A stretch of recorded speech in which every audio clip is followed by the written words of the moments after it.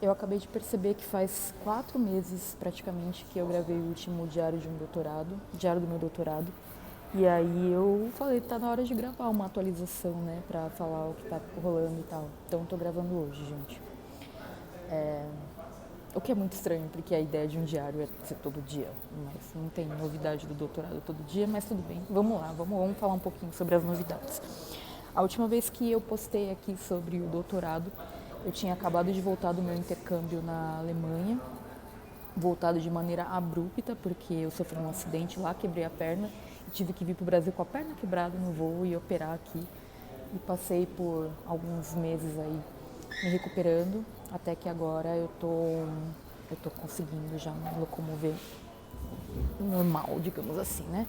E hoje eu tô aqui no coworking porque está tendo obra na rua da minha casa e tá impossível de gravar lá. Então eu vou gravar aqui, talvez esteja um pouco barulhento, mas enfim, vocês vão entender. Como estão as coisas, né? Ontem tive uma notícia maravilhosa e aí vai ser bom de compartilhar com vocês, porque em que momento que eu tô do doutorado? Eu escrevi, então nesses meses que eu fiquei na recuperação da perna e também finalizando o que eu tinha ido fazer na Alemanha com relação às pesquisas de campo e tudo mais, né?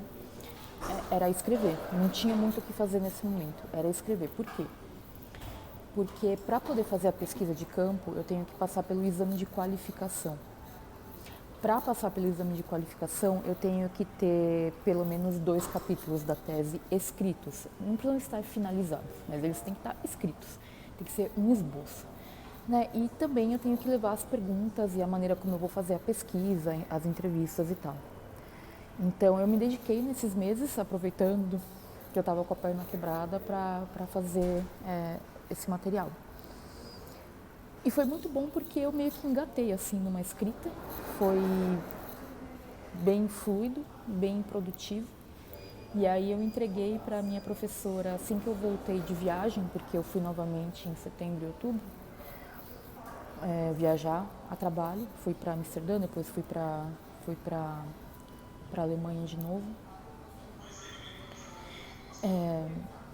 E aí quando eu voltei de viagem, eu entreguei para ela um texto de 70 páginas.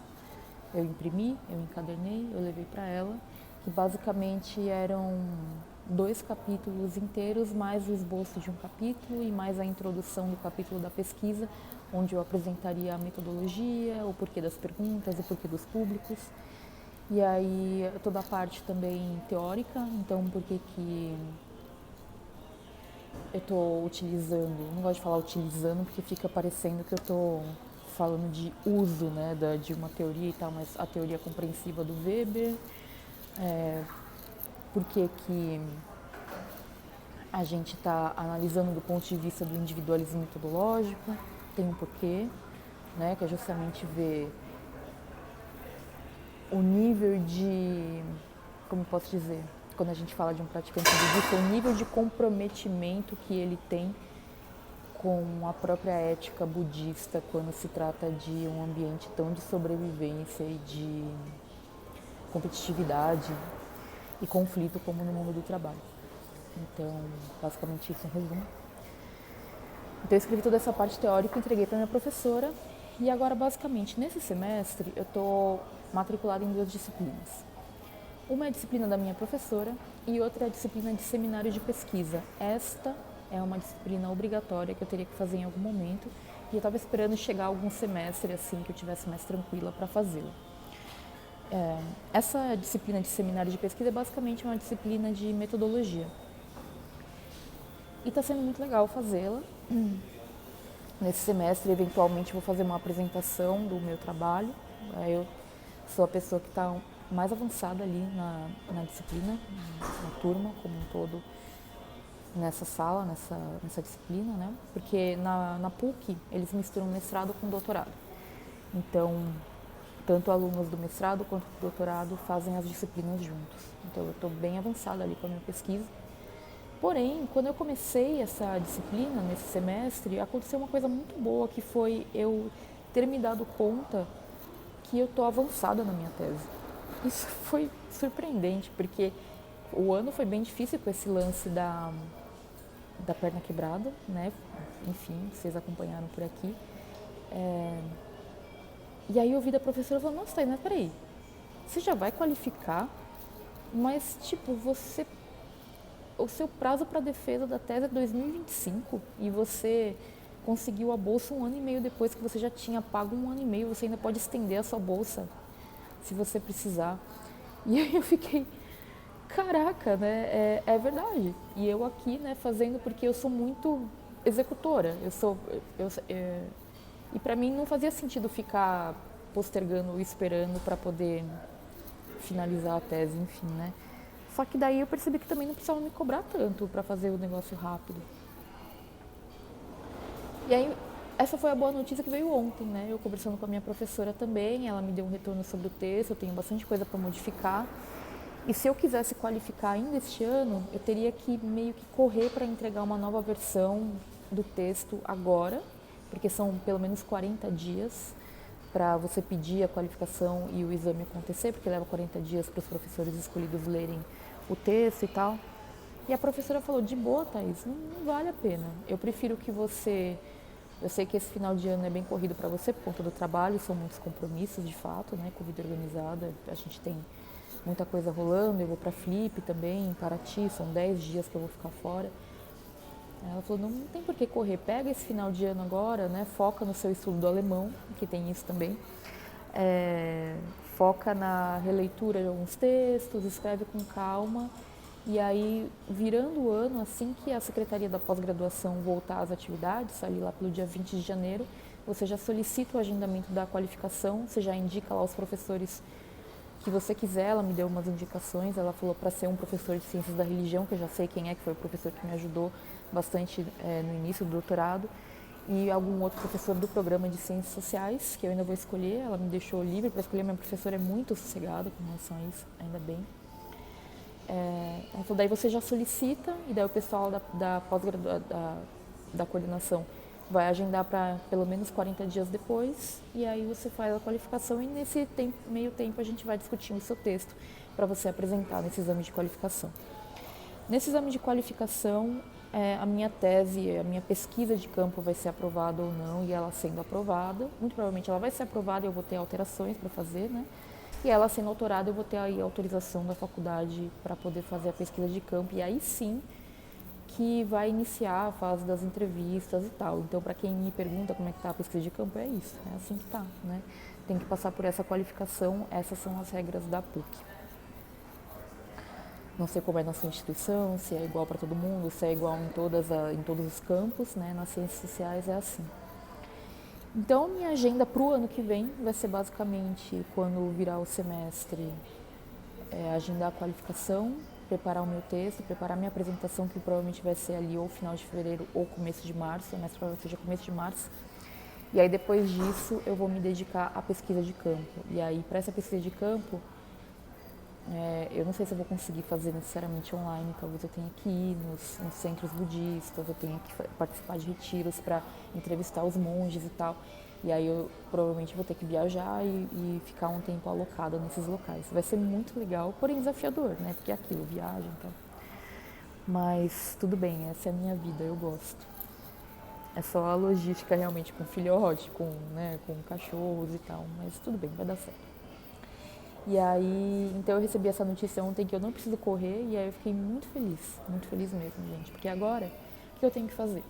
Eu tenho que reler um texto chamado Marx Hoje, de um autor chamado John Elster.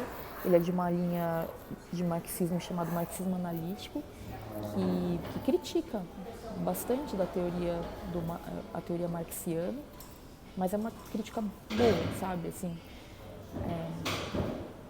e que vai trazer esses elementos do individualismo metodológico que foi criado pelo Max Weber e desenvolvido por outros autores.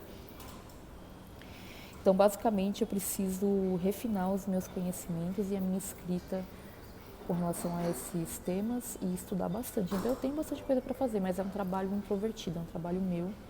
A minha professora, ela é super presente, então qualquer coisa que eu precisar eu posso recorrer a ela. Mas eu já consigo vislumbrar como que vai ser, assim, como que vão ser meus próximos meses e como que vai ser o meu ano que vem. Então, isso é muito bom.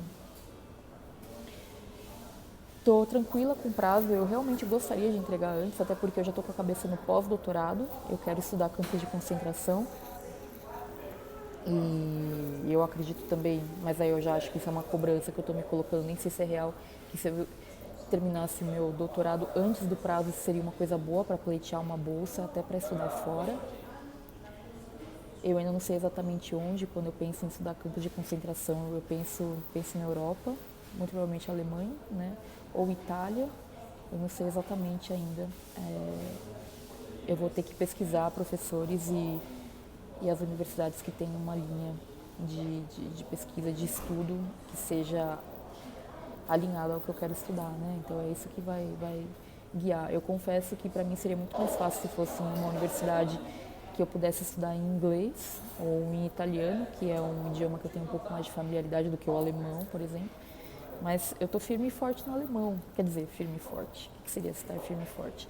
Eu fiz o curso, o intercâmbio no primeiro semestre, mas foi um curso intensivo de A1-1, né, que tem o A1 e o A1-2, que é o nível básico do alemão.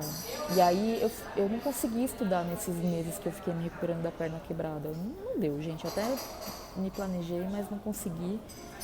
E aí agora eu falei, vou voltar e vou fazer um curso de A1.2 no Goethe Institute aqui em São Paulo e um curso online. Acho que são 8 semanas ou 12 semanas até o final do ano. 2 aulas por semana, só que o problema para mim está sendo o horário, é muito tarde para mim. Eu virei uma pessoa essencialmente matutina, especialmente para estudar, não sei se tem a ver com a idade ou o que quer que seja, mas tá muito pesado e eu não tô conseguindo me concentrar. Então, assim, eu chego na aula já exausta. E, gente, para estudar alemão não é fácil. Então, eu tô vendo o que eu faço. Se eu consigo mudar para o semestre que vem, ou se eu consigo mudar para outro horário, se tem de manhã, mesmo que seja presencial, tentar dar um jeito, porque tá muito difícil para mim. Eu não quero parar de estudar alemão, porque eu sei que estudar alemão é uma coisa de 10 anos, sabe? É realmente assim um objetivo de médio prazo para a vida, conseguir chegar no nível intermediário de alemão no sentido de não apenas conseguir me virar, mas conseguir estudar, ler textos em alemão, de repente até traduzir, né? Então, a ponto de fazer um pós-doutorado, imagina, conversar com um orientador, professor orientador em alemão, entender o que esse cara está falando e conseguir me comunicar com ele, comunicar ideias, né? Produzir intelectualmente, então eu tenho que estar num nível de proficiência, eu diria que elevado em alemão. E é um esforço que eu estou fazendo pensando no médio e longo prazo, porém, eu confesso que se eu conseguisse ser aprovada num pós-doc, numa linguagem, num idioma mais fácil, eu ficaria bastante feliz. Eu não vou perder meu estudo do alemão, nenhum conhecimento se perde, mas eu ficaria mais tranquila. Então, assim, estou nessa fase de decidir se eu continuo com o alemão nesse esquema que eu estou fazendo agora ou se eu mudo. Então, estou exatamente decidindo isso hoje, sabe? Assim, mandei o e-mail ontem para a instituição e estou negociando o que eu vou fazer. O que mais, gente? Então, como eu falei, eu tenho essas disciplinas, né, esse semestre, estou frequentando na faculdade, está sendo bom. A disciplina da minha professora é sempre uma oportunidade de revisar muita coisa, de tirar muita dúvida. Eu sinto que eu avancei muito assim no conhecimento do Max Weber esse ano, que eu tive essa experiência do intercâmbio. Isso foi muito enriquecedor para mim, para compreender a obra do Max Weber como um todo. Mas ainda tem muito que estudar. Nossa, é um cara muito complexo, muito complexo, muito complexo.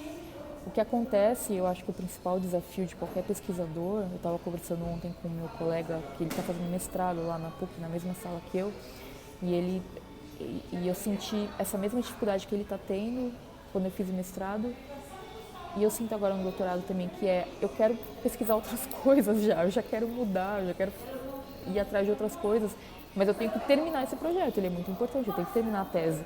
E ele está na mesma coisa, ele falou, eu quero terminar logo minha dissertação para poder pesquisar outras coisas, mas não consigo terminar de escrever, não sei o quê.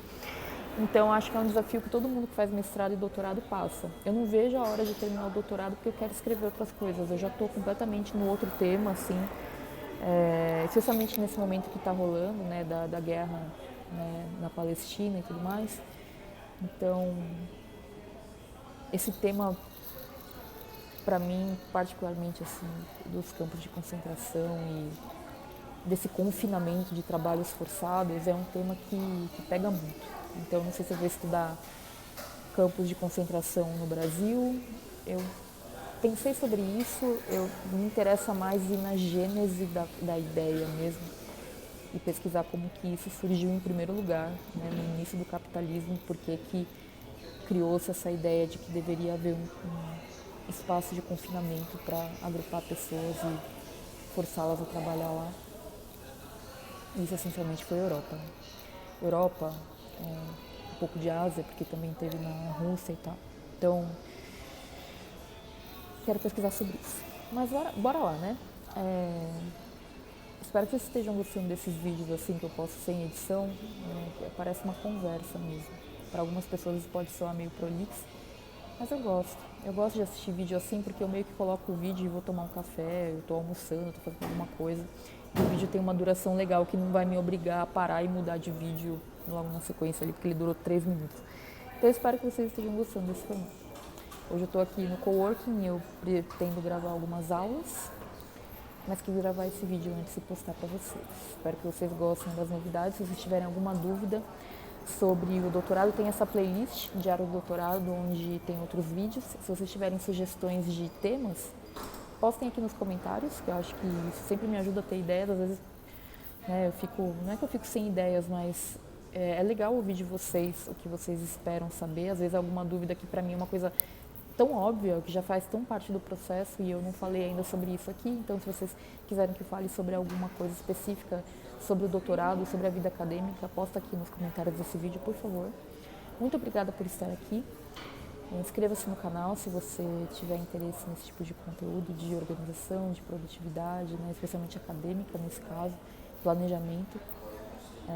Enfim, eu acho que eu falei de tudo isso nesse vídeo, falei de planejamento de vida também, o que eu pretendo fazer depois do doutorado e tal. Então, é isso. Espero que você tenha gostado desse vídeo. Um beijo e tchau!